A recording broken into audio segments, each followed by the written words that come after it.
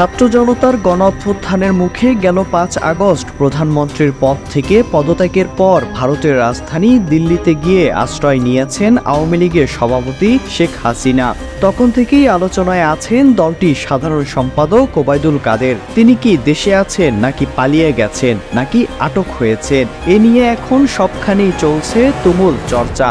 আওয়ামী লীগের দ্বিতীয় সর্বোচ্চ নেতা হিসেবে ওবায়দুল কাদের সবসময় ছিলেন বিভিন্ন আলোচনা সমালোচনার কেন্দ্রে।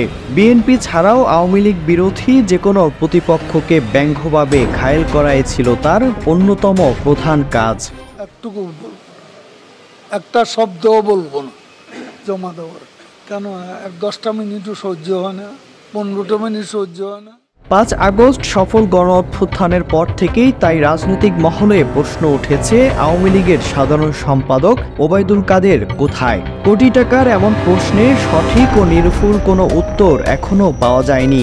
কোটা সংস্কারে শিক্ষার্থীদের আন্দোলন দমাতে দলীয় নেতাকর্মী, বিশেষ করে ছাত্রলীগকে লেলিয়ে দেওয়ার অভিযোগও রয়েছে ওবায়দুল কাদেরের বিরুদ্ধে।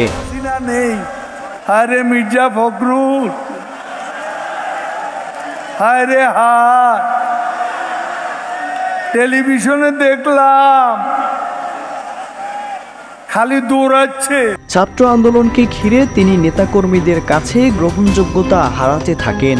আওয়ামী লীগের বিভিন্ন পর্যায়ের অভিমত আন্দোলন নিয়ে একের পর এক প্রশ্নবিদ্ধ বক্তব্য দিয়ে দল এবং সরকারকে ঝুঁকিতে ফেলেন ওবায়দুল কাদের।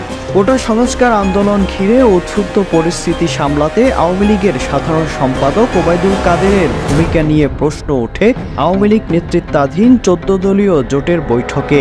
29 জুলাই বিকালে গণভবনে এক বৈঠকে তৎকালীন প্রধানমন্ত্রী শেখ হাসিনাকে এ বিষয়ে কাদেরের সমালোচনায় মুখর হন জোট নেতারা। সব নেতা, পুরা নেতা, আদলি নেতা, শিকি নেতা, আতি নেতা, পাতি নেতা, নেতা নেতা স্টেজ। তবে আওয়ামী লীগের সাধারণ সম্পাদক কোথায় আছেন সেটি এখনো জানা যায়নি। বিভিন্ন গণমাধ্যমে প্রকাশিত বেশ কিছু প্রতিবেদনে দাবি করা হয়েছে, শেখ হাসিনার একদিন আগেই দেশ ছেড়েছেন ওবায়দুল কাদের। গত 3 আগস্ট বিকেল থেকেই আওয়ামী লীগের সাধারণ সম্পাদক গা ঢাকা দেন বলেও জানা গেছে। 3 আগস্ট ধানমন্ডিতে আওয়ামী লীগ সভাপতি শেখ হাসিনার রাজনৈতিক কার্যালয়ে আয়োজিত সংবাদ সম্মেলনে শেষবারের মতো কথা বলেন ওবায়দুল কাদের। পরের দিন থেকে ওবায়দুল কাদেরকে আর কোথাও দেখা যায়নি। গণমাধ্যমে প্রকাশিত বিভিন্ন প্রতিবেদনে বলা হয়েছে 4 আগস্ট রাতে দেশত্যাগ করেন তিনি। বর্তমানে সিঙ্গাপুর রয়েছেন। তবে অন্য আরেকটি সূত্র বলছে ওবায়দুল কাদের বর্তমানে নয়াদিল্লিতে অবস্থান করছেন। সেখান থেকে যুক্তরাজ্য যাওয়ার কথা রয়েছে তার। আবার যশোর ক্যান্টনমেন্টেও আটক রয়েছে ওবায়দুল কাদের, এমন গুঞ্জনও কান পাতলেই শোনা যাচ্ছে।